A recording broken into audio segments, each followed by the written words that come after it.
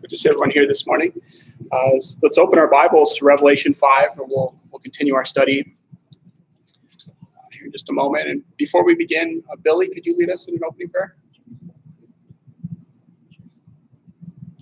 Our Father who is in heaven, hallowed be your name. We thank thee, Lord, for this day.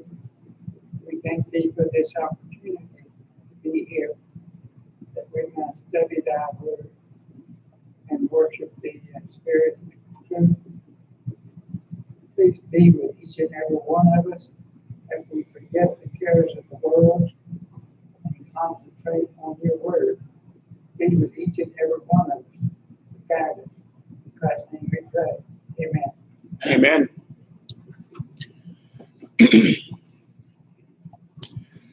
So here we are in chapter 5.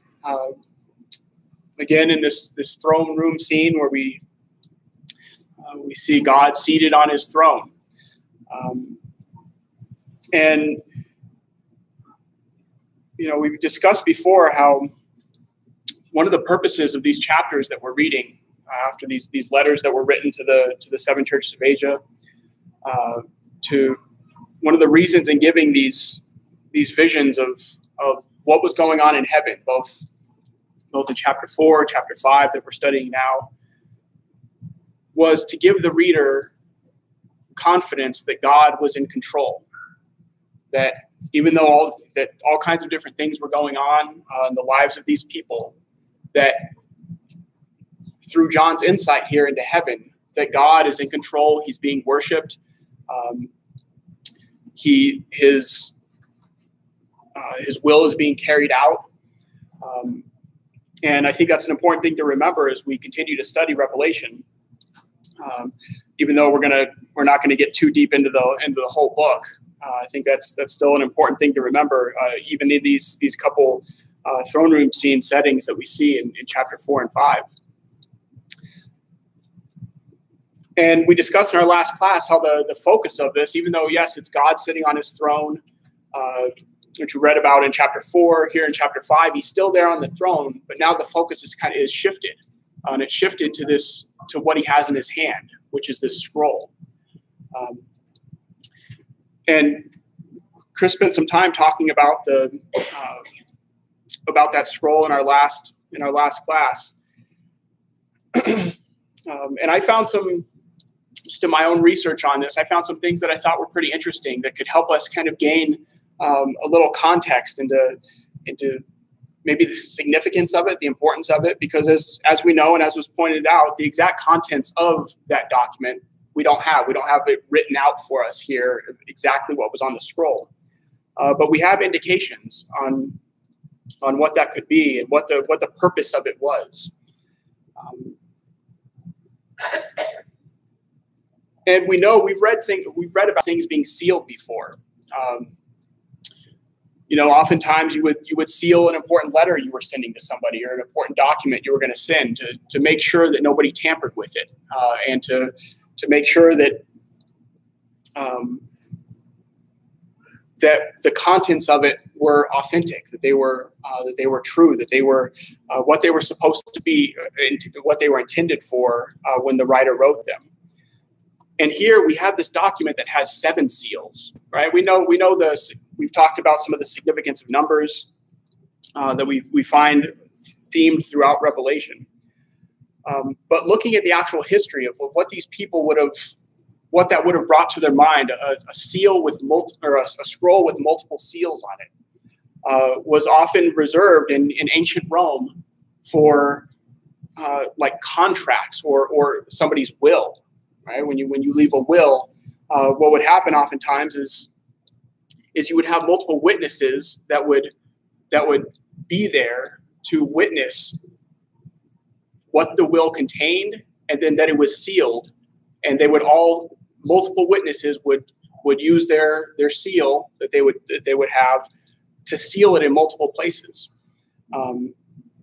kind of as witnesses that they were there to seal it. And then at the time of that will being executed, right? We hear about when wills are executed today, there's an executor that goes and reads it. Before it was opened, they would also have multiple witnesses come, the same people who signed it. Oftentimes all of them wouldn't be there, but multiple of them would need to be there to verify that those were their seals and that they were still unbroken, and to verify the authenticity of that document. And, to go along with the theme of these chapters that we've discussed before in previous classes, God's people needed to know that he was in control, that the difficult times that they were about to go through were part of a plan, that it was God's will being carried out. And as we see, as Revelation progresses in future chapters, you get to the opening of the seals. Maybe get a little of that towards the end of this chapter. And all the different things that come along with that, oftentimes different judgments and things of that nature. And we've talked about how these times were going to be difficult for the Christians that were alive at that time. And to have that confidence that even though many things are happening around them, that it's part of God's plan, that it's God's will that these things are happening.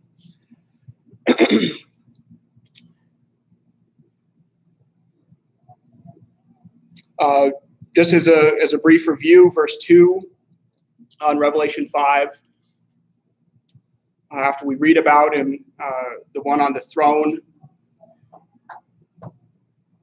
having that scroll, verse 2 says, "And I saw a mighty angel proclaiming with a loud voice, 'Who is worthy to open the scroll and break its seals?'" Chris spent some time in our last class discussing basically the unworthiness of all of creation to participate in the unsealing of this document. And just like with the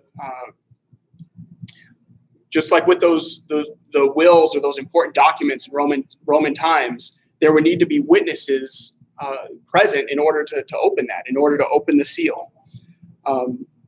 And I think the same could hold true for this, that a witness would be needed, one who was around when that will was sealed, right? When the things that were written in there were rolled up and sealed.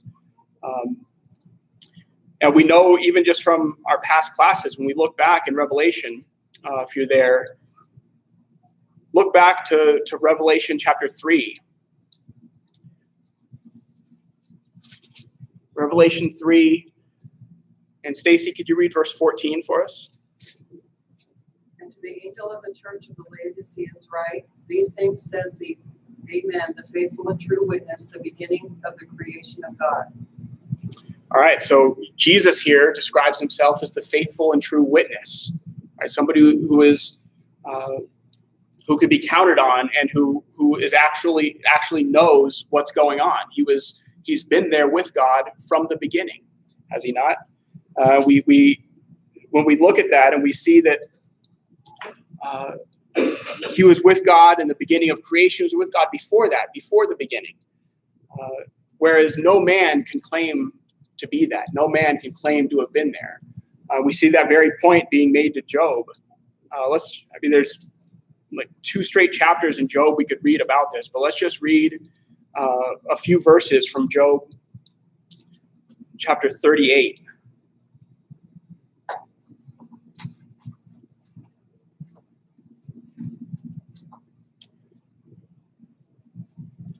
Job 38, let's read verses 4 through 7.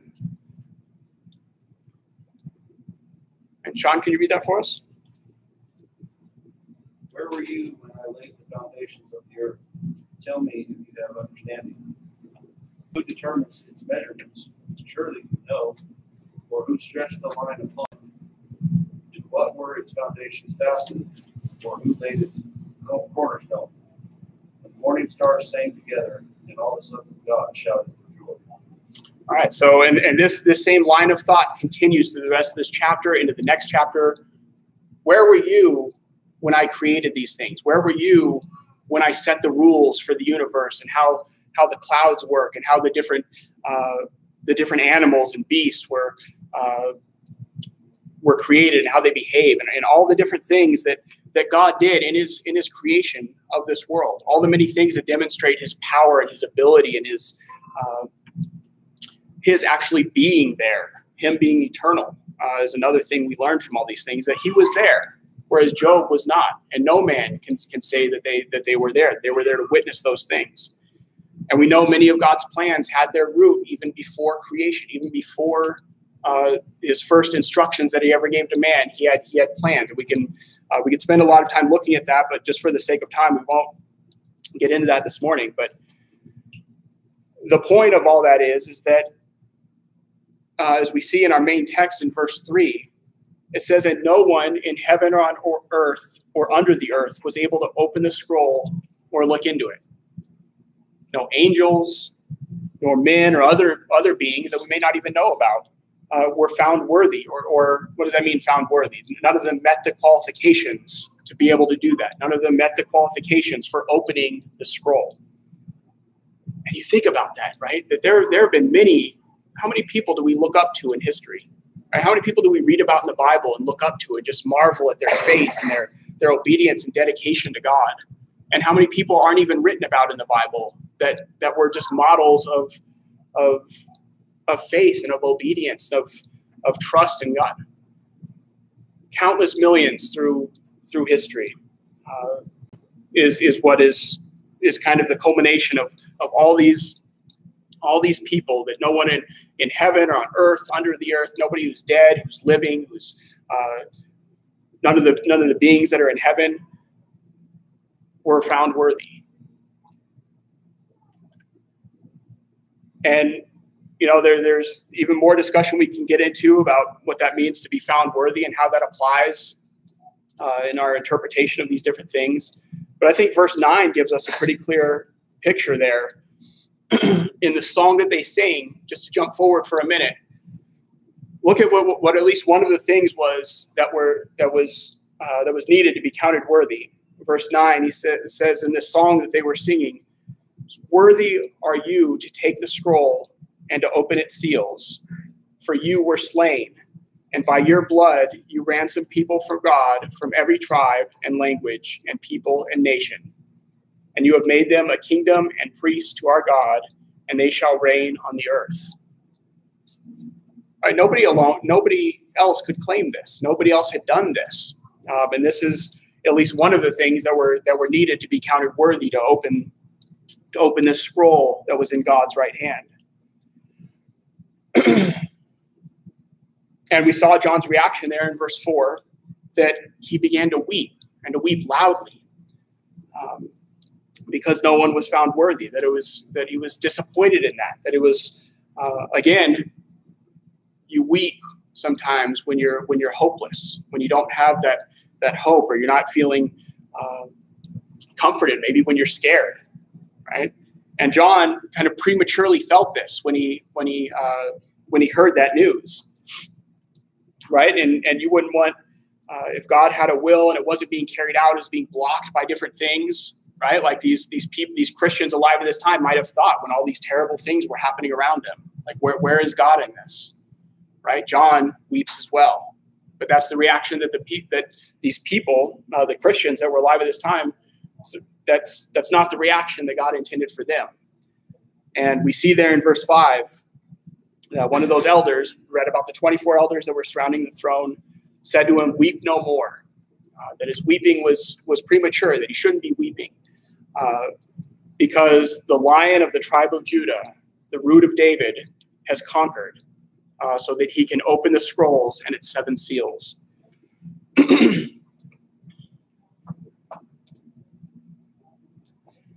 So we read about that there is this hope. There is this Lion of Judah, speaking of Christ. And I'm pretty sure we looked at in our last class.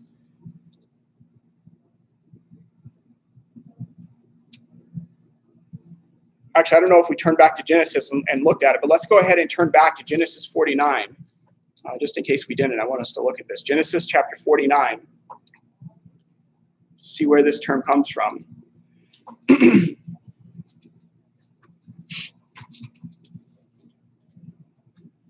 We look at how Jacob blessed Judah here. Let's read verses 8 through 12 of Genesis 49. And Dave, could you read that for us? Judah, you are he whom your brother shall break. Your hand shall be on the neck of your enemy. Your father's children shall bow down before you. Judah is in the lion's whelp. From the prey, my son, you have gone up. His bows down. He lies down as a lion.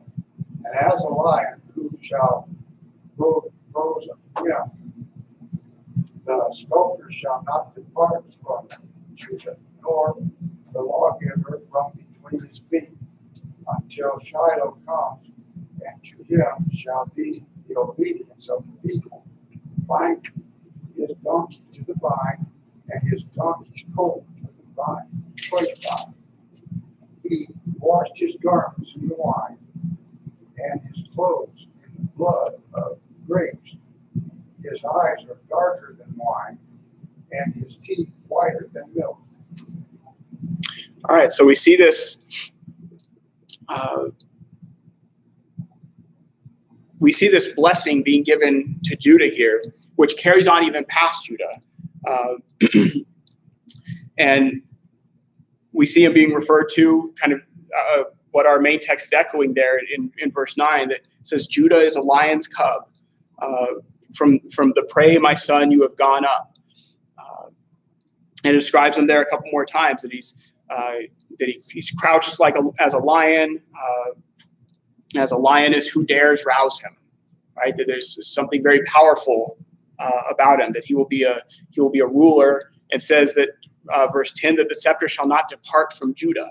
Right? That doesn't just mean from the man Judah. It means as we see this prophecy being fulfilled, that even through Jesus coming through this lineage, that the scepter, something that a ruler has, that a king has, will not depart. That Jesus is going to be king forever. And so we kind of see that reference being played out here. And let's also turn to Isaiah chapter 11.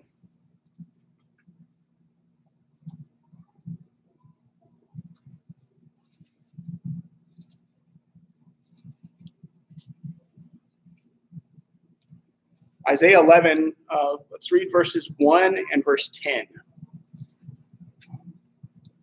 And Sue, can you read that for us? There shall come forth a rod from the stem of Jesse, and a branch shall grow out of his roots. And in that day there shall be a root of Jesse, who shall stand as a banner to the people. And the Gentiles shall seek him, and his resting place shall be glorious. Okay, so again, now we see this being spoken of as the Messiah that the people in the Old Testament were looking forward to would be a branch that would grow from Jesse's root, as it says there, and to restore basically David's rule that he had. And And we know that this is a lot of times people in the New Testament, when they would hear this, we read about people hearing about, or that even Jesus' own disciples thought that it would be somebody who was going to rule here on earth. But really what this is talking about is going to be Jesus, who is going to rule all things from heaven, not necessarily restore a kind of a kingdom and a physical kingdom here on earth, as David had. But it was a different type. But yet it's still also tied in, like this is talking about Jesus and his how he's that branch that comes off from David's descendants. And I find that interesting that he's called the root of David. And we think of yes, we know through the genealogies that we read, the different gospels, that yes, Jesus is David's descendant, right? That he descended from that line. And just that idea of a root, that it's, oftentimes when we draw a family tree, right, we have trees with branches that branch out, and that's how we kind of keep track of that. Whereas the roots are the things that enable the tree to have branches. The root is the thing that enables that tree to grow. And so, but it describes as a root because the tree also puts down roots, right? And that could be looked at as descendants as well. But we know that just as Jesus is David's descendant like that, he's also the source of David's rule. And that may be an interesting thing that we can gain from just from that idea of being a root. That yes, it was put down by the tree, right? It was put down, it could be considered descendant of, but yet it also feeds the tree. It also supports that. We look at verses like Mark chapter 12.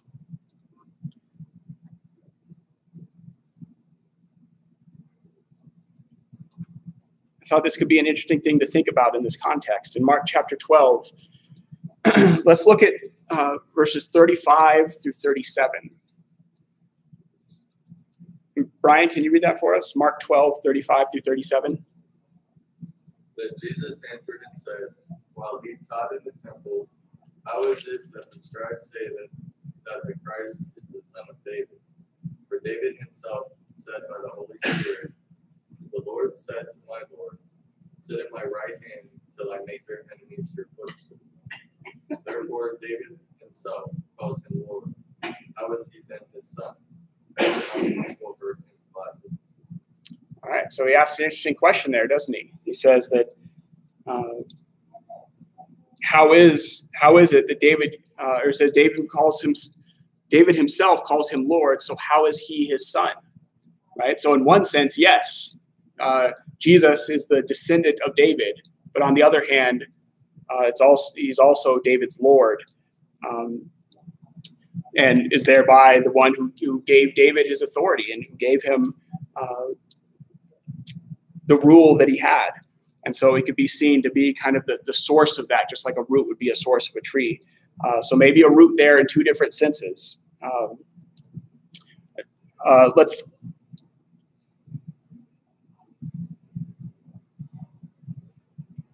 look also at Revelation.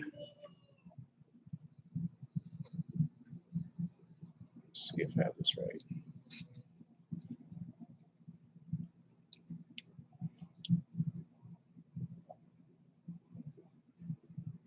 Oh, this is another verse that I had for in Revelation 22:16, where he says, I, Jesus, have sent my angel to testify to you about these things for the churches. I am the root and the descendant of David, the bright and morning star. So again, we see both of those things kind of brought out in his relation to David there. So going back to our main text in Revelation 5,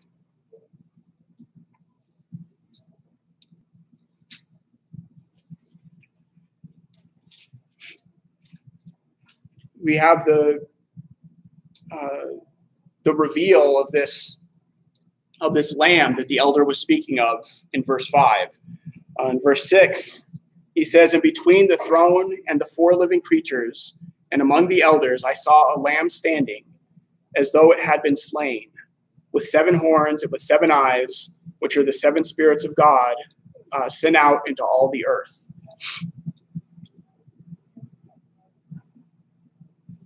So in the last verse, we read about Jesus being this lion of the tribe of Judah, right? We've seen the contrasts given before about Jesus' different characteristics, right? Where he could be described as a lion, showing his strength, his power, how he is to be respected and feared. But yet we see him here, this conquering lion now appearing as a lamb standing as slain. And let's turn back to Isaiah chapter 53.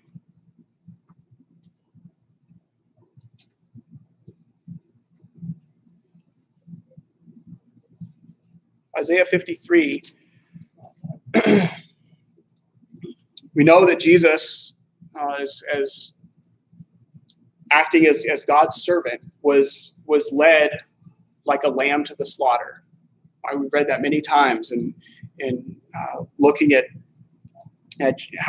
what happened with Jesus as he was crucified, and how he took on the sins of others onto himself, and basically paid the price for their healing, for their forgiveness of those things. And we see that here in Isaiah 43 or 53. Look how he's described there in verses 4 through 7. Michelle, could you read those for us?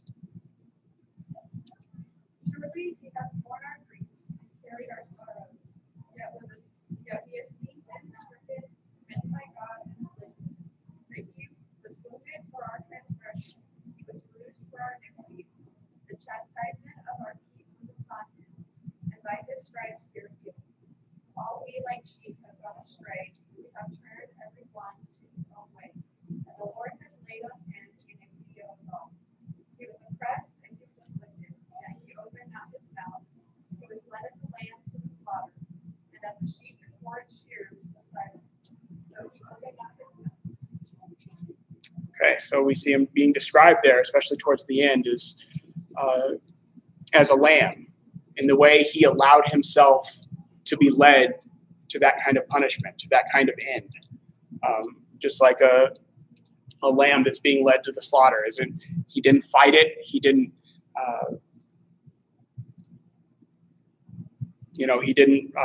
resist. He allowed it to happen. It describes him as a sheep that's before shearers, that he did it silently. He did it without protest. And so we see that character being taken on by Jesus here. That and how he is symbolized here as this lamb in our main text. Let's turn also to just briefly to a couple more passages. And first one in John chapter 1.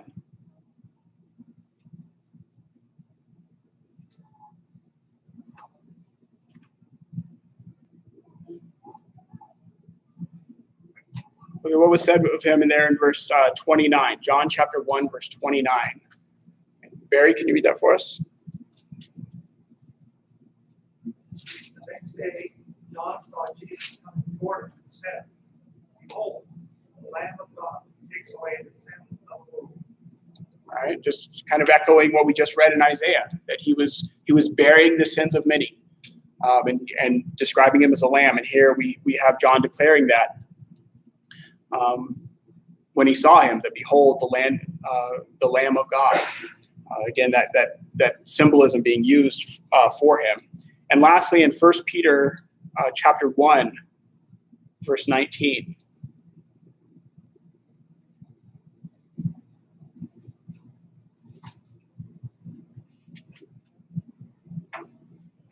Peter 1:19.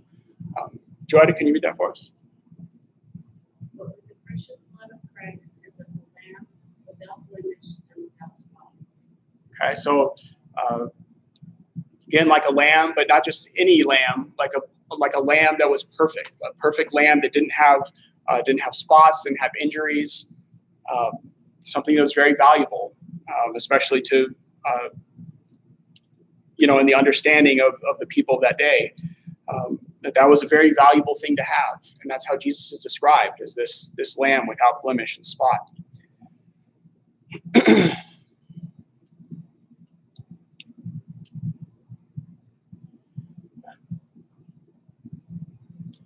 And so it describes him there in verse 6. Saw a lamb standing as though it had been slain. It says, with 7 horns and with 7 eyes, which are the 7 spirits of God sent out into all the earth.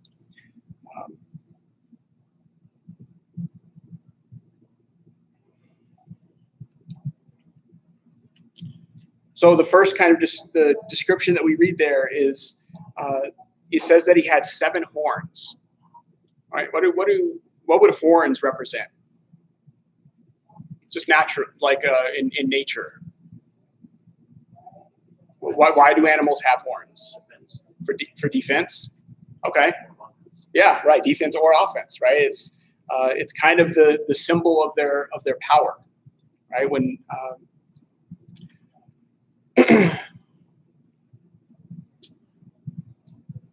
when you think of something having horns, it's definitely the picture you get is of it's kind of the symbol of their authority, right? Oftentimes, even in big elk and deer, you'll see the ones that have really big antlers, right? And those allow them to fend off other competitors. It allows them to defend themselves, to basically to show that authority to those around them.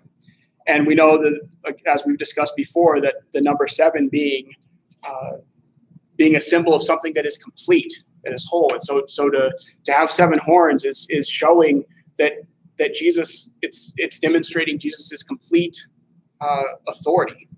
And even though it describes him as a lamb, he still has that complete authority as part of his character.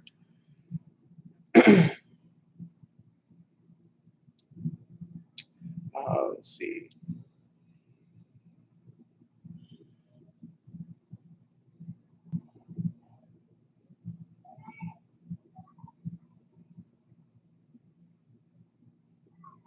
And there's a few verses we can look at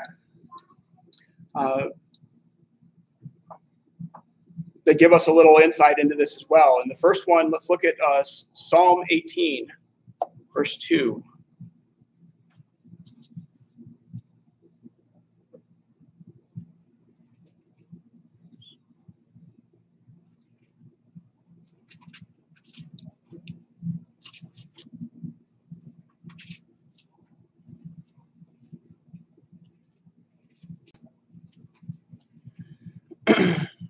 Just this idea of this of a horn here. It says, "The Lord is my rock, my fortress, my deliverer, my God, my rock in whom I take refuge, my shield and the horn of my salvation, my stronghold." And also, let's turn to Daniel chapter 7.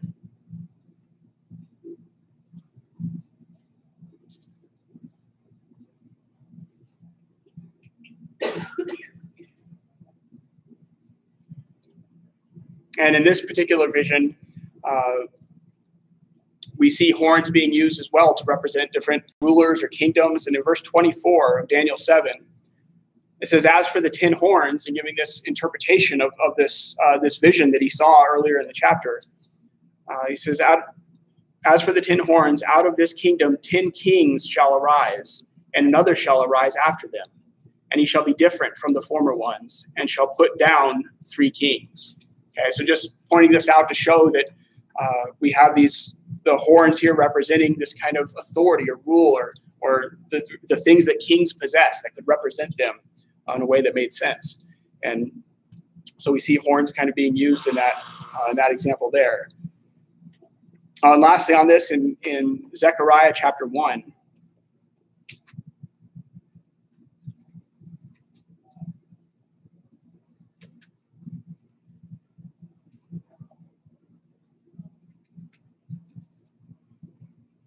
Zechariah 1, let's look at verses 18 through 21.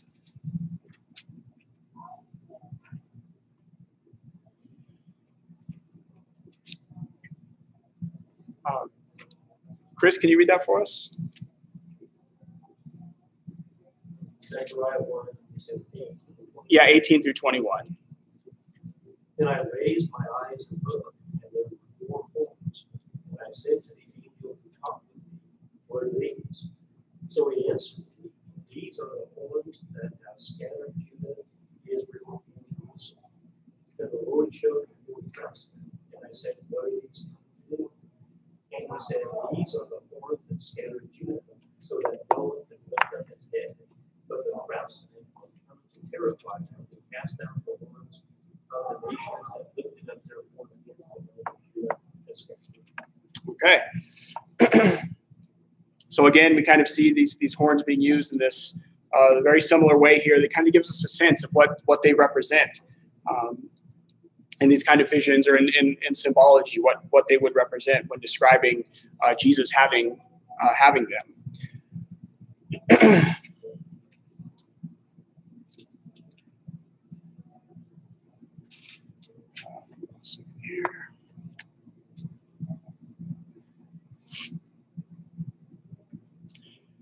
And the next thing it describes there is with 7 horns and with 7 eyes, which are the 7 spirits of God sent out into all the earth.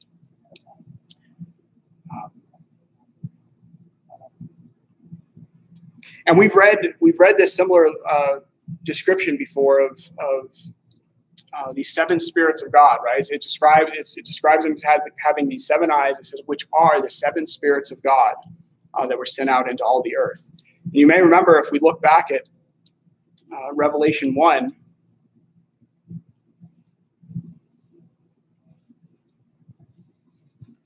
let's look at verses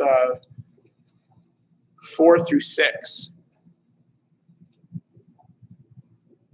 Revelation 1, 4 through 6. And Brittany, can you read those for us?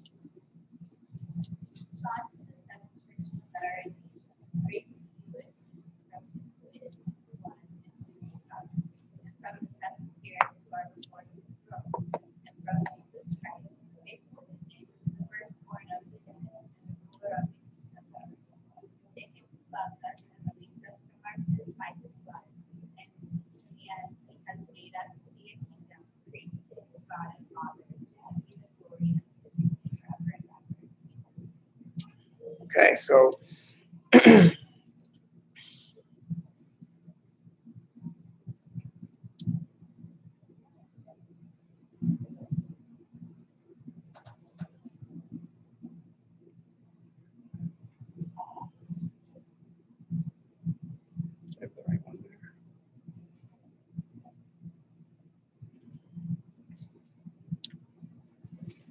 yeah, we read there in verse 4 about the 7 spirits who are before his throne, and here we see them being represented by these eyes of these 7 eyes, which are the 7 spirits of God.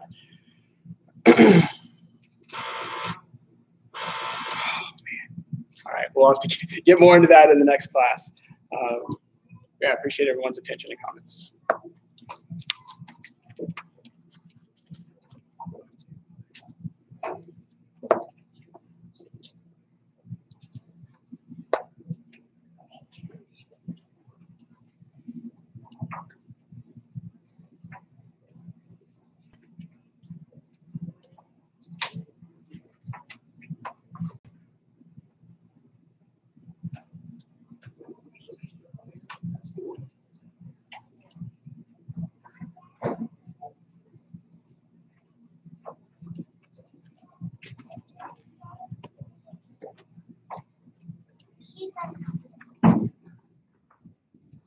He said,